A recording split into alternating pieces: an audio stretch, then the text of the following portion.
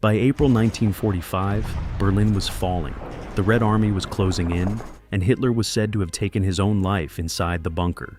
But there was one problem. No one had found the body. The fate of Hitler in April 1945 is the biggest mystery to come out of that war, barring none. The American army officials in Germany have not located Hitler's body.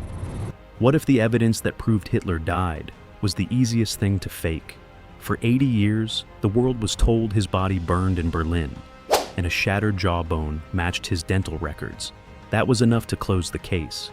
But then, a second dental file appeared, tied to the same man, the same war, and the same final days, except the teeth didn't match.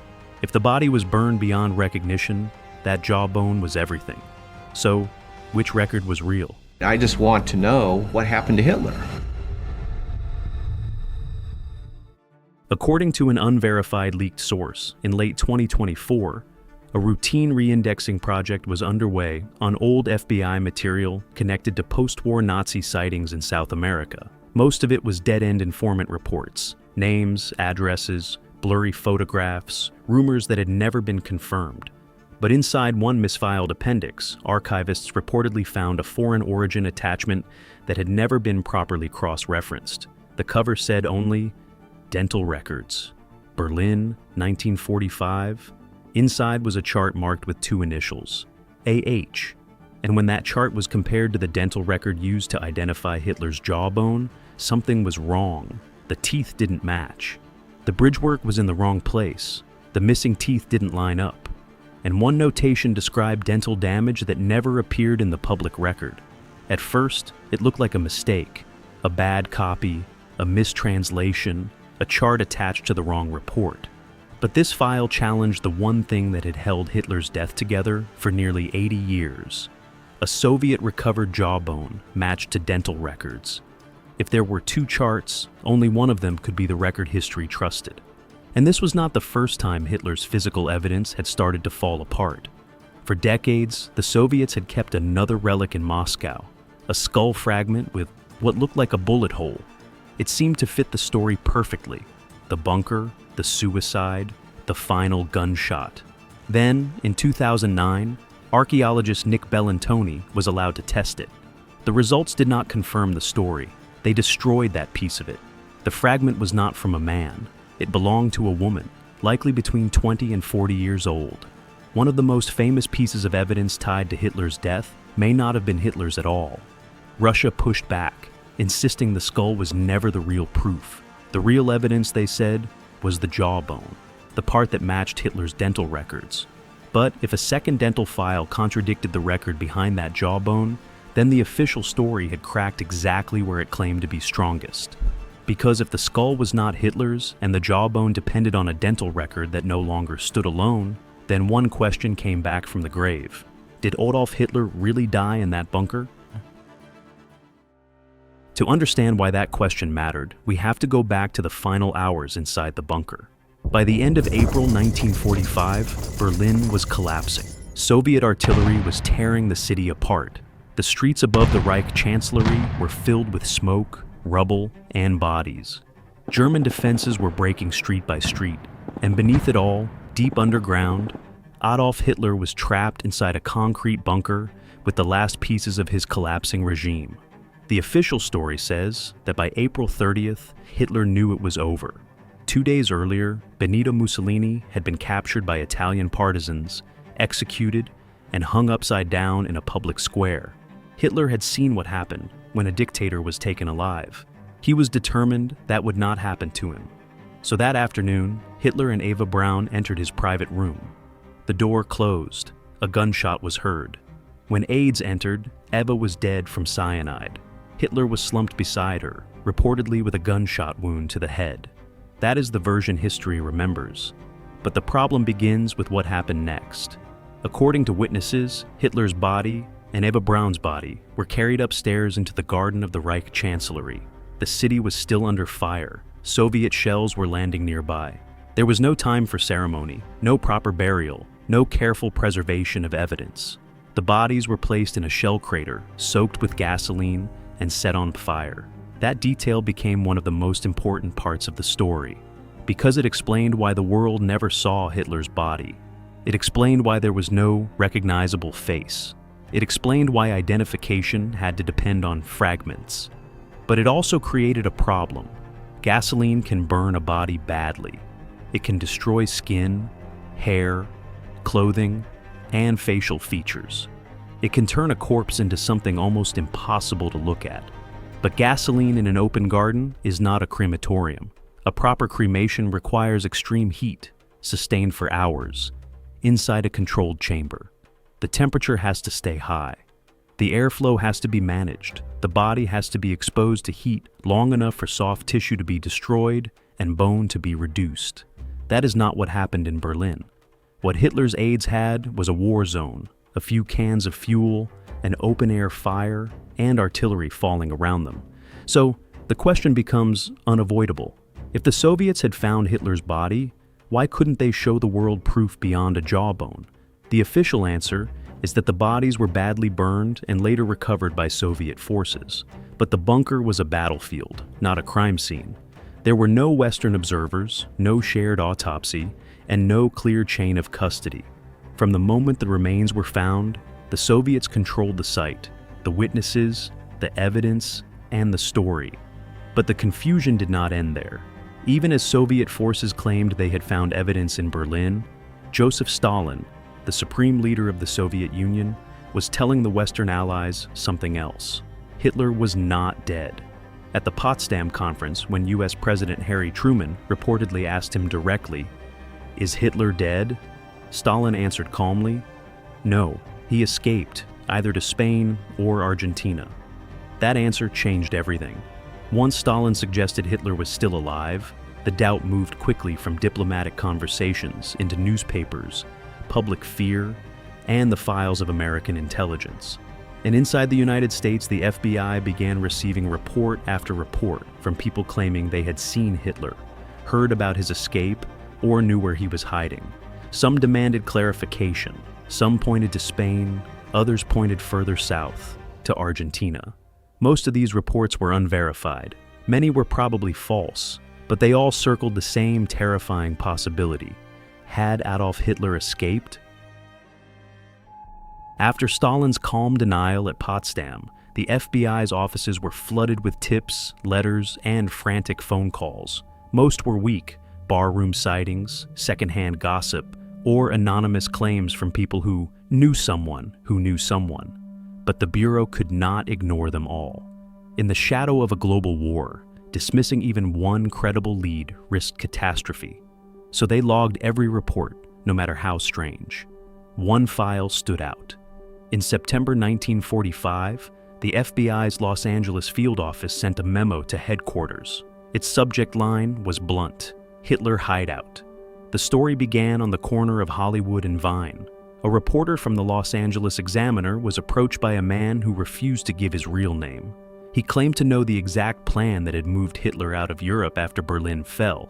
He would only speak to a senior American official. He feared retaliation or deportation back to Argentina if he talked too freely. His name in the FBI file was blacked out. According to this source, roughly 2.5 weeks after Berlin collapsed, 2 German U-boats surfaced off the Argentine coast. The first submarine moved close to shore to scout a safe landing spot. Hours later, the second arrived. This one supposedly carried a small but critical group: Adolf Hitler, 2 personal physicians, several aides, and 2 women. No dramatic arrival at a major port. Instead, under cover of darkness, small boats ferried the passengers to a remote, empty beach. Waiting on the sand were local contacts, German sympathizers, with vehicles and horses ready. The source said he had been one of the men assigned to meet them. From the beach, the group moved inland. They traveled by horse for nearly a full day into the foothills of the southern Andes. Their destination was a remote ranch, isolated, well-guarded, and supported by a sympathetic German-Argentine family. In this account, Hitler no longer resembled the strutting figure from old newsreels. His mustache was gone. His face appeared altered. His health had collapsed. Severe asthma, agonizing stomach ulcers, and constant need for medical attention. He was not a conquering Führer in hiding. He was a frail, sick man being sheltered from the world. The Bureau treated the story carefully, not as proof. The report was marked unverified, then broken into pieces agents could test: the source, the reporter, the names, the aliases, the travel records, and the submarine details. Hollywood and Vine was checked. Immigration files were searched. Army and Navy intelligence were asked to compare the claim against known U-boat movements. The trail faded. The source was never found again, and the names in the report did not lead anywhere clear. But one detail stayed behind. German U-boats had reached Argentina that same year. U-530 surrendered in July. U-977 followed in August. That did not settle the story, but it meant the road across the Atlantic, the one described in the report, had already been used.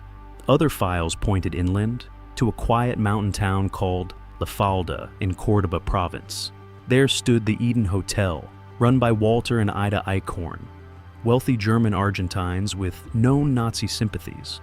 Intelligence reports claimed the couple had financially supported the Nazi cause, had met Hitler before the war, and had once offered their hotel as a potential safe haven for him. The surrounding area was filled with German communities, clubs, and whispers of hidden safe houses. A landing beach was one thing. A prepared support network deep inside the country was something far more dangerous.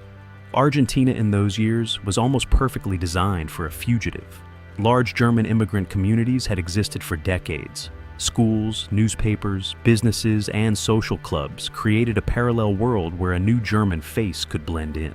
The country offered long coastlines, the vast capital of Buenos Aires for anonymity, and endless remote ranches in the Andes for long-term concealment.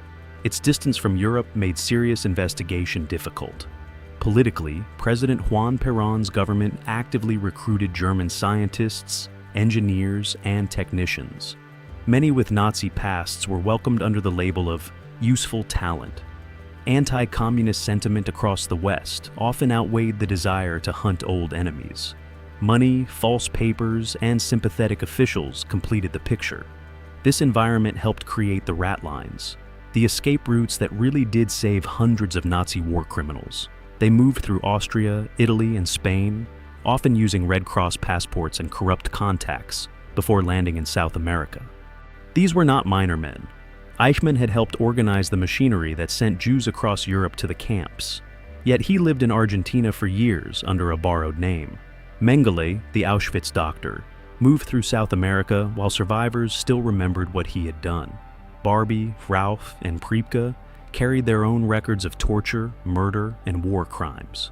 Different men, different routes, but the same lesson. After 1945, people from Hitler's world really did disappear. The FBI could not close the Hitler question through those routes, but the ratlines proved something the official story could not erase. The roads out of Europe were real. The Argentina files left the case suspended in a strange place. The Hitler hideout memo remained in the record. Real U-boats had reached Argentine waters. The Eden Hotel gave the story an inland network, and the ratlines showed that men from Hitler's world had already used South America to disappear. Argentina was not an impossible destination. If Hitler had escaped the bunker, the road south was already waiting for him. The Argentina files suggested one thing. Escape did not always have to look dramatic. Not every fugitive needed a submarine, a hidden ranch, or a secret hotel in the mountains. Sometimes disappearance could look much simpler. A new name, a quiet job, a rented room, and enough time for the world to stop asking questions. In 1985, a gentle-looking 67-year-old man named Dennis Wiles stepped in front of the cameras on America's Today Show. Millions watched live as he made a quiet, astonishing confession. "My name is not Dennis Wiles. I am Georg Gertner, a soldier of the German Wehrmacht." His story began in September 1945, just months after the war ended. While thousands of German POWs were being shipped back to Soviet-controlled zones and likely to labor camps in Siberia, Gertner slipped out of a prisoner of war camp in New Mexico. He jumped onto a freight train and disappeared into the heart of America. For the next 40 years, he did not hide in forests or remote cabins. He lived openly in plain sight. He worked as a dishwasher, a ski instructor, and eventually settled in Colorado. He spoke fluent English, paid taxes, got married, and even became friends with local police officers. No one suspected a thing. Georg Gartner's escape delivered a quiet but devastating blow to the confidence of Western intelligence. If an ordinary German soldier could wipe his past clean, blend into American society, and live undetected for 4 decades right under the nose of his former enemies, then vanishing was not impossible. It was merely difficult. By the time the Argentina files reached Washington, the possibility no longer felt impossible. A remote beach, a guarded ranch, sympathetic hoteliers, and proven escape routes. All of it existed. The road south was real.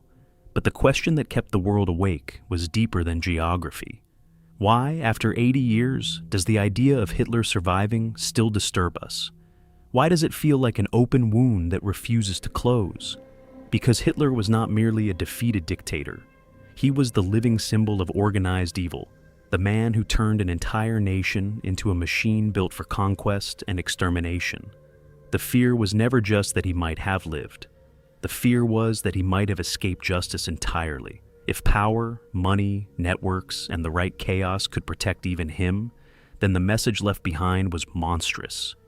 Become ruthless enough, protected enough, and even history may fail to catch you.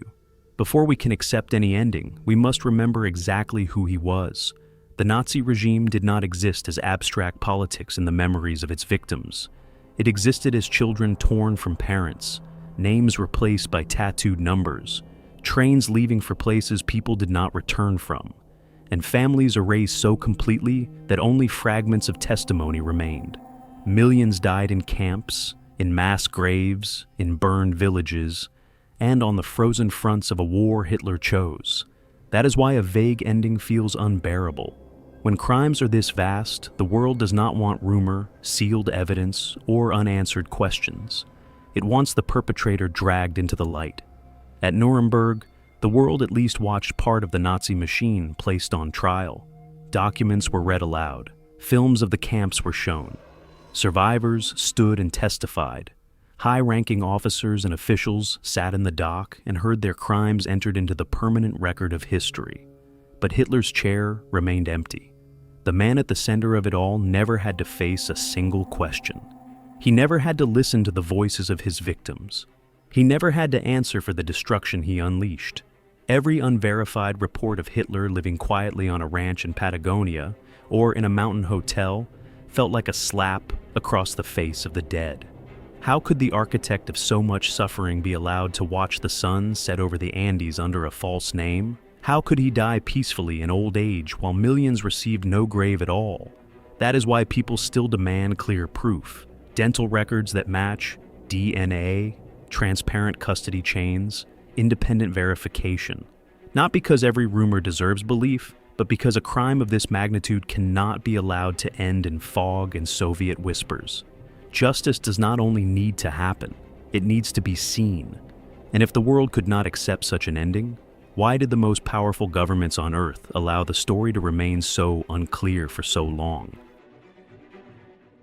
What if the official story was not chosen because it was true, but because it was convenient?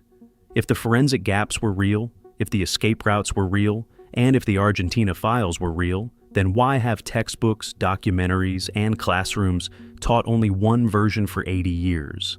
The answer does not lie in evidence. It lies in political convenience. In 1945, the world did not need an endless manhunt. It needed closure. For the Western Allies, a Hitler who died by his own hand in a Berlin bunker was the perfect ending. It turned him into a coward who chose suicide rather than a living symbol who could inspire remaining Nazi fanatics to keep fighting. A dead Hitler allowed the war to end cleanly. For Stalin and the Soviet Union, the narrative was even more critical. The Red Army had planted its flag over the Reichstag. Berlin had fallen. Admitting that the enemy number one had slipped through their fingers, right under the noses of the most powerful military on Earth, would have been a national humiliation. Stalin needed total victory, not excuses. The death in the bunker became more than a historical event. It became a silent agreement. A clean, full stop that let the world close the door on unimaginable pain and move forward. That is why the official story was embraced so quickly and protected so fiercely. Have you ever wondered why it took until 1956, 11 full years after the war, for a German court to finally issue a death certificate for Hitler without a body? For over a decade, the FBI and CIA continued to receive hundreds of reports placing him in South America.